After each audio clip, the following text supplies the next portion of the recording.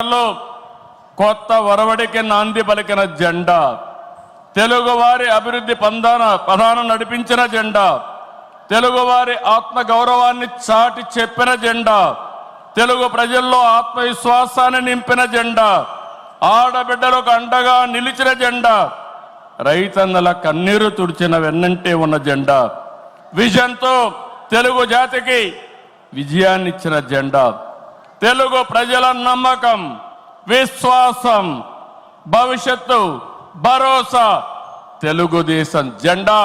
ఆ జెండా చూస్తా ఉంటే ఎక్కడ లేని విశ్వాసం వస్తుంది. ఇది శాశ్వతంగా ప్రజలకు అండగా ఉంటుందని మరొక్కసారి ఎన్టీఆర్ సాక్షిగా మీ అందరికి విజ్ఞప్తి చేస్తున్నాం. సంక్షేమం, అభివృద్ధి, సుపరిపాలనతో కొత్త వరడికి శ్రీకారం చుట్టిన వ్యక్తి ఎన్టీఆర్. పేదవాడికి పట్టెడన్నం పెట్టాలని ₹2 కేజీ బియ్యం, అందరికీ పక్కా ఇళ్ళు, బడుగులకు జనతా వస్త్రాలు అందించారు.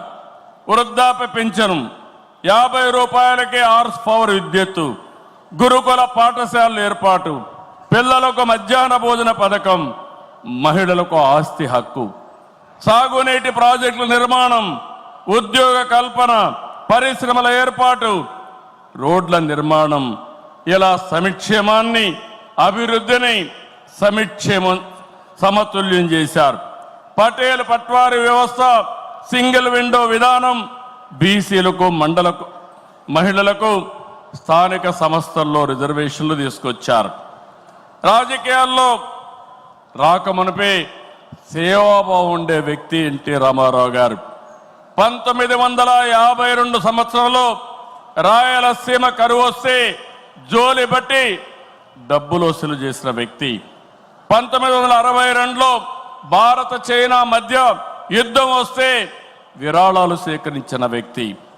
1965లో భారత్ పాకిస్తాన్ మధ్య యుద్ధం జరిగినప్పుడు, 1972లో రాష్ట్రంలో కరువు వచ్చినప్పుడు, 1977లో దివిసీమ ఉప్పెన మీరు చూస్తే వేలాది మంది చనిపోయారు. అలాంటి సమయంలో నేనుంటానని చెప్పి అండగా నిలిచిన వ్యక్తి నందమూరి తారక రామారావు గారని చెప్పి నేను మీకు తెలియజేస్తున్నా. మార్చి 29, 1982 తెలుగుదేశం పార్టీ ఏర్పడిన రోజు. నిన్న మార్చికి 40